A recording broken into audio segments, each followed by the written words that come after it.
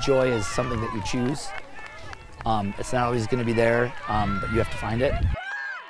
Matt Perkins chooses to spread that joy at Moline's Wilson Middle School as teacher and coach.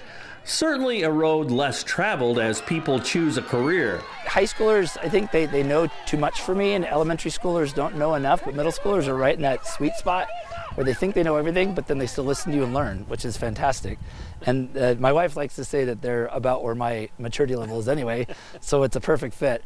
Perkins sees sport as a true connecting point in education, in loving and serving others. He says running can draw out the best in people, the runners and those outside the lines. There's many races right in the middle of a big one, and people just are, I think they're drawn to that competition and that friendly competition. And what's fantastic to me is that everybody is everyone's kid, it seems. People like to just cheer for kids to finish because they know they're doing something difficult.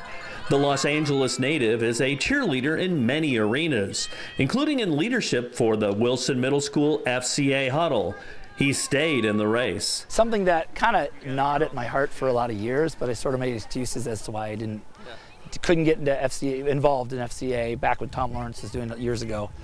And then when it fell into my lap last year, and I thought that was the Lord's way of saying, it's time. You can be part of this and share your story, share your faith, and mentor kids. Remembering is part of the daily routine for Matt Perkins, honoring his son Gabe, who at age 7 passed away back in 2010. Cancer took a son away from his father, but faith has helped that father live his life with purpose. Your initial thoughts are, I can't do this. There's no way I can do this.